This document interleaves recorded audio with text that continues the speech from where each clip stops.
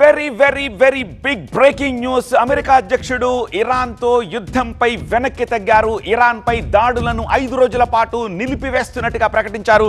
గత 2 రోజులుగా ఇరాన్ తోటి మంచి వాతావరణంలో చర్చలు జరుగుతున్నాయని తెలిపారు డొనాల్డ్ ట్రంప్.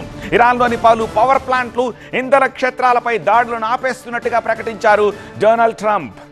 ఇరాన్ తోటి మరో వారం రోజుల పాటు చర్చలు కొనసాగుతాయని డొనాల్డ్ ట్రంప్ ప్రకటించారు. గత 24 రోజుల నుంచి పశ్చిమాసియా యుద్ధం కొనసాగుతోంది. అమెరికా, ఇరాన్ మధ్య త్వరలో ఒక మంచి డీల్ కుదిరే అవకాశం ఉందని డొనాల్డ్ ట్రంప్ ప్రకటించారు.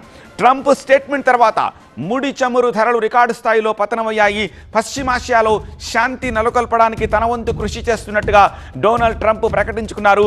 హోర్ముజ్ డెడ్ లైన్ను కూడా 5 రోజుల పాటు పొడిగించారు. వారం రోజుల పాటు చర్చల తర్వాత ఇరాన్ తోటి యుద్ధంపై తదుపరి కార్యాచరణ ప్రకటిస్తానని అంటున్నారు డొనాల్డ్ ట్రంప్. ఇరాన్పై సైనిక దాడులు ఆపేయాలని తమ సైన్యానికి ఆదేశాలు జారీ చేసినట్టుగా ట్రంప్ ప్రకటించారు. అయితే ట్రంప్ వ్యాఖ్యలపై ఇరాన్ స్పందించింది.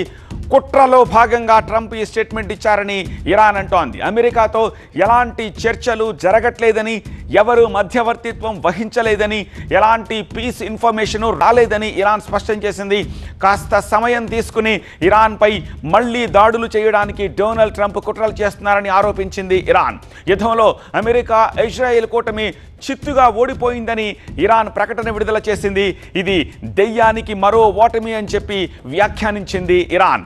యుద్ధక్షేత్రంలో తమ బలగాలు రెడీగానే ఉన్నాయని ఇరాన్ తెలిపింది.